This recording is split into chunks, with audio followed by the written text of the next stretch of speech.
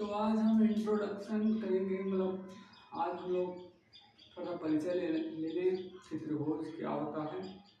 एक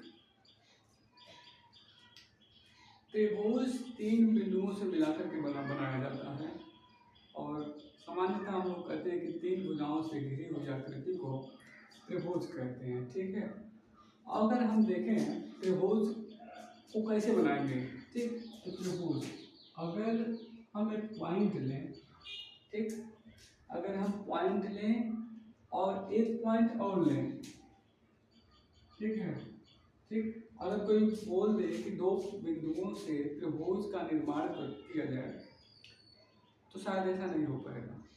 क्यों? क्योंकि त्रिभुज बनाने के लिए तीन पॉइंट यानी कि तीन बिंदु चाहिए होते हैं और इसमें भी तीन बिंदु क्या होने चाहिए, कॉलिनर नहीं होना चाहिए। कॉलिनर का मतलब है कि एक ही लाइन में नहीं होना चाहिए, यानी कि एक रैखिक नहीं होना चाहिए। तो अगर त्रिभुज बनाना है हम लोगों को तो एक बात हमेशा कंफर्म रहे क्या, कि तीन बिंदु ऐसे चाहिए जो समरेखीय नहीं हो, यानी कि कॉलिनर नहीं हो। अगर ऐसे बिंदु मिल पा रहे हैं कि जो समरेखीय नहीं है तो त्रिभुज बन जाएगा।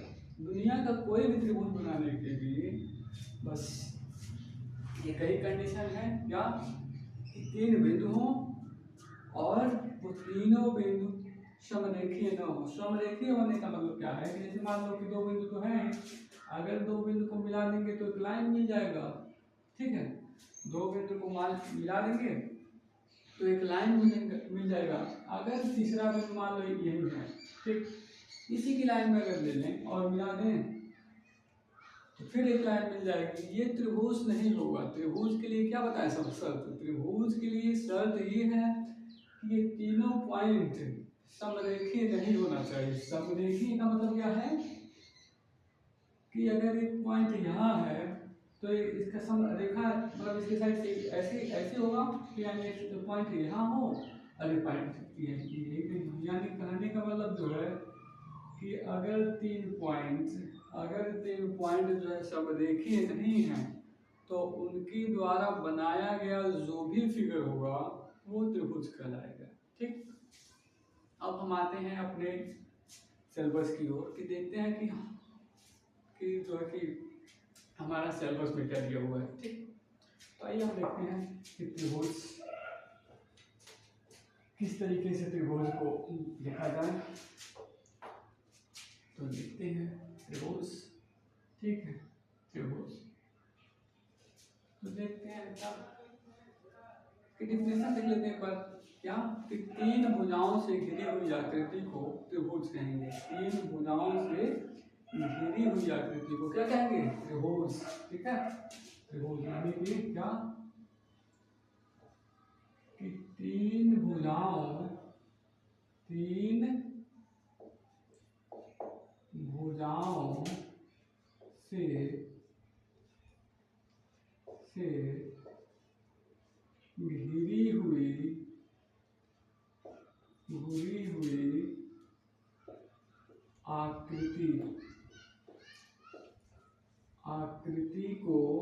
घिरी हुई आकृति को त्रिभुज कहते हैं। ठीक है, त्रिभुज का मतलब क्या है, तीन भुजाओं से घिरी हुई आकृति। ठीक है, तीन भुजाओं से घिरी हुई आकृति को त्रिभुज कहते हैं। अब जब आता है कि त्रिभुज के प्रकार, तो जब हम त्रिभुज के प्रकार की बात करते हैं तो कहते हैं कि त्रिभुज को मेनली हम लोग दो बेस पे देखते हैं, प्रकार। ठीक है, तो जब हम लोग क्या कहेंगे कि त्रिभुज का प्रकार, त्रिभुज का प्रकार, ठीक है, त्रिभुज का प्रकार, तो प्रकार दो बेस पे हम निकालेंगे, एक कोण के बेस पे और दूसरा एंगल के बेस पे।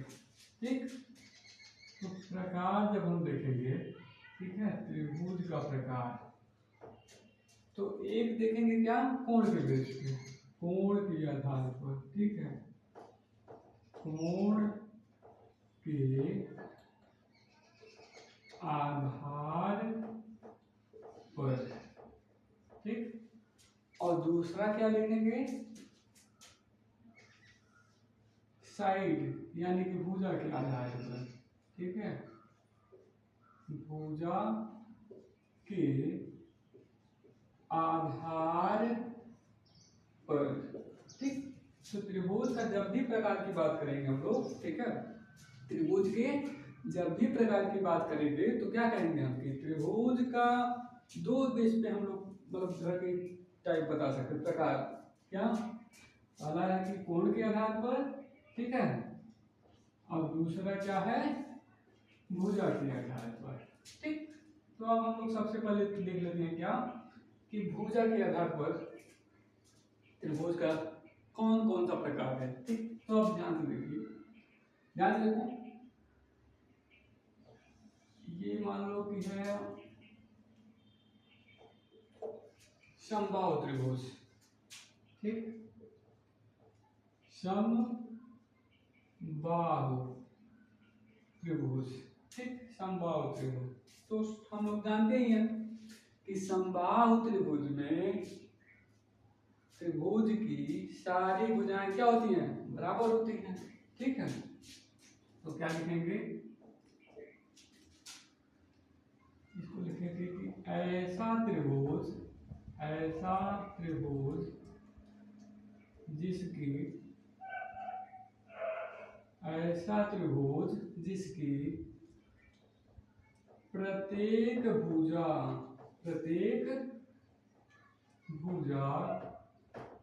परस्पर समान हो, परस्पर मतलब आपस में परस्पर समान हो,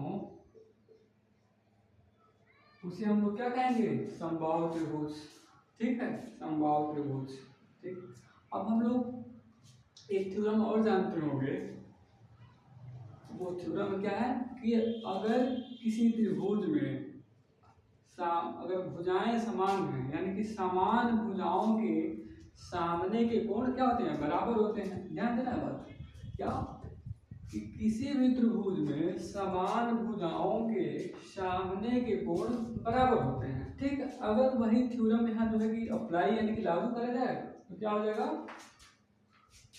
ध्यान से देखो, मान लो ये समबाहु त्रिभुज है, ठीक, ये समबाहु त्रिभुज है, नाम दे देते हैं ए बी सी, ठीक है। तो अभी क्या है, अगर समबाहु त्रिभुज है तो इसका मतलब क्या है कि ए बी बराबर होगा बी सी के और बी सी बराबर होगा ए सी के, ठीक है, और मतलब ये आपस में कुल मिला के बराबर है, ठीक, बराबर का साइन है, ये एकदम बराबर है। अब ध्यान से देखना है कि समान भुजाओं के कोण भी वो बराबर होते हैं, यानी का कहने का मतलब क्या है कि इसके सामने के भुजा का कोण जो है कि ये, और इसके सामने का कोण ये, और इसके सामने का कोण ये। कहने का मतलब क्या है कि AC के सामने का जो एंगल है B, और AB के सामने का जो एंगल है C, और AC के सामने का एंगल जो है B, ये तीनों भी बराबर होंगे, लेकिन इसका मान क्या होगा इसके बारे में अभी कुछ नहीं बताया जा सकता, ठीक। लेकिन थोड़ा सा अगर हम लोग और ध्यान दें, ध्यान से देखिए, अगर मान लें हम लोग, अगर मान लें कि ये x है, ठीक, ध्यान से देखना है, अगर मान लें कि ये एंगल जो है यानी कि कोण x है, तो इसका मतलब क्या है कि चूंकि समान है का मतलब क्या है, ये भी x ही होगा, ठीक, और ये भी क्या होगा, x होगा। अब चूंकि हम लोग जानते हैं क्या कि त्रिभुज में, किसी भी त्रिभुज में, दुनिया का कोई भी त्रिभुज हो, कहीं का हो, अमेरिका का हो, इंग्लैंड का हो, कहीं का त्रिभुज हो, उसमें क्या है कि त्रिभुज के तीनों अंतः कोणों का योग, ठीक है, त्रिभुज के तीनों अंतः कोणों का योग 180 अंश होता है। ये सभी को मालूम है, क्यों, ठीक है। हाँ, देखो ध्यान से, जब तीनों कोणों का योग 180 अंश मालूम है, यानी कि कहने का मतलब क्या है कि angle A plus angle B plus angle C is equal to कितना, 180 डिग्री, सभी लोग जानते हैं। अब हमने क्या किया है कि तीनों सेम है। अब तीनों सेम है का मतलब क्या है, ये भी x है, ये भी x है और ये भी x है, ठीक है, और ये 180 है, ठीक। अब इसको और अगर थोड़ा सा हम देखें तो x ये है, x ये है और ये x यहाँ है, तो x x x क्या हो जाएगा, ये 3x, तो ये हो गया 3x इज इक्वल टू 180, ठीक है। और इसको अगर इधर 3 को उधर भेजेंगे तो 180 को डिवाइड करेगा, ठीक है, तो 180 को डिवाइड करेगा तो यहाँ काट देंगे, 3 करने 3 और 3 छाक 18 यानी कि 60, ठीक। x is equal to 60 degree. इसका मतलब क्या है कि समबाहु त्रिभुज में, ठीक है, इसी तरीके से आएगा। अगर कोई पूछे कि कैसे होता है तो बता देना इस तरीके से, ठीक। इसका मतलब क्या है कि अगर वो समबाहु त्रिभुज है तो समबाहु त्रिभुज के प्रत्येक कोण कितना होंगे, 60 डिग्री के, ठीक है जी। समबाहु त्रिभुज के प्रत्येक कोण 60 डिग्री हो जाएंगे। अच्छा, अब हम लोग आते हैं समद्विबाहु त्रिभुज, ठीक।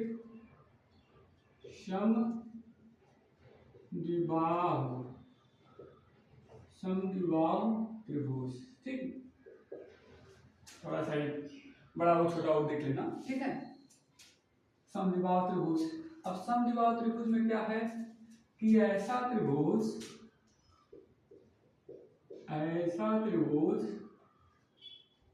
जिसमें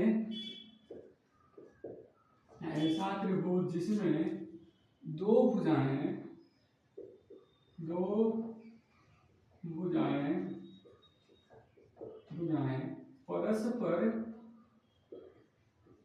परस्पर समान हो तो उस त्रिभुज को हम लोग क्या कहेंगे, समद्विबाहु त्रिभुज, ठीक है। अच्छा, मान लो ये त्रिभुज है, ये समद्विबाहु त्रिभुज, ठीक।